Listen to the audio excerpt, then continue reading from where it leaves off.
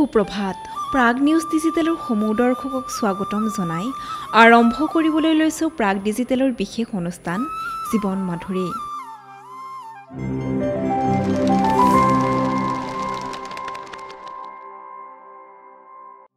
হিন্দু ধৰ্মত সপ্তাহৰ 7টা দিনৰ বিশেষ তাৎপৰ্য আছে। প্ৰতিটো দিন এগৰাকী দেৱ-দেৱীৰ নামত উৎসৰ্গিত। সোমবাৰৰ দিনটো যেনেদৰে শিৱৰ নামত উৎসৰ্গিত, মঙলবাৰৰ দিনটো হনুমানৰ নামত, ঠিক তেনেদৰে বুধবাৰৰ দিনটো ভগৱান গণেশৰ নামত উৎসৰ্গা কৰা হয়। বুধবাৰে যদি গণেশক সন্তুষ্ট কৰিব পৰা যায় তেন্তে বিশেষ আশীৰ্বাদ দিয়ে বুলি বিশ্বাস কৰা হয়। গণেশজীয়ে ভক্তৰ জীৱনত কেতিয়াও ধন সম্পত্তিৰ অভাৱ হ'বলৈ নিদি সকলো সপোন পূৰণ কৰে। গতিকে জানো আহক বিশেষ উপায় গ্ৰহণ কৰিলে আপুনি ভগৱান গণেশক সহজে সন্তুষ্টি কেনেদৰে কৰিব পাৰিব। বিশ্বাস কৰা হয় যে বুধবাৰে শ্ৰী গণেশৰ পূজা সম্পূৰ্ণ বিধি বিধান অনুসৰি কৰিলে শুভ ফল প্ৰাপ্তি হয় আৰু মনৰ সকলো বাঞ্ছা পূৰণ হয়। হিন্দু ধৰ্মাৱলী লোকৰ মাজত যিকোনো শুভ কাম আৰম্ভ কৰাৰ আগতে ভগৱান শ্ৰী গণেশক উপাসনা কৰাৰ নিয়ম পৰম্পৰাগতভাৱে চলি আহিছে।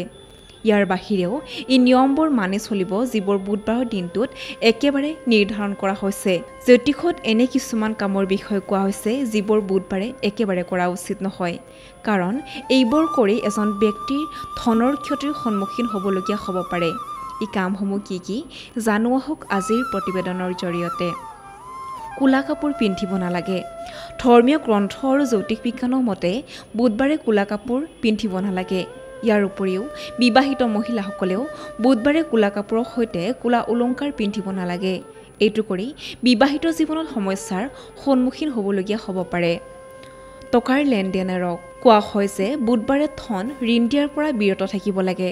লগতে আজিৰ দিনটোত কাৰো পৰা ধাৰ লোৱা উচিত নহয়। বুধবাৰে লোৱা লেনদেনৰ ফলত আৰ্থিক সমস্যাৰ সৃষ্টি হ'ব পাৰে বুলি ধাৰণা কৰা হৈছে। কেৱল এয়াই নহয়, তেনে কৰিলে ধনৰ ক্ষতিও হ'ব পাৰে।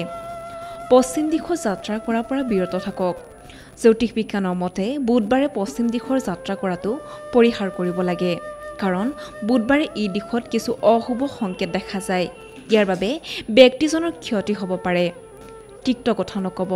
ধৰ্মীয় বিশ্বাস অনুসৰি বুধ গ্ৰহক বুদ্ধি, বিচক্ষণতাৰ লগতে বাক আৰু যোগাযোগৰ কাৰক হিচাপে গণ্য কৰা হয়। এনে অৱস্থাত বুধবাৰে কোনো ব্যক্তিৰ লগত তিক্তভাৱে কথা নাপাতিব। যিজন ব্যক্তিয়ে এনে কৰে তেওঁৰ ঘৰত সুখ আৰু সমৃদ্ধি নাথাকে। মানুহক অপমান নকৰিব, বিশেষকৈ মহিলাসকলক একেবাৰে।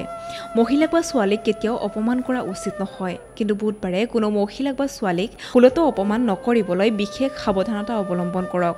ছোৱালী এজনীক অপমান কৰিলে সেই ব্যক্তিজনৰ ঘৰত কেতিয়াও সমৃদ্ধি লাভ কৰিব নোৱাৰিব বুলি বিশ্বাস কৰা হয়।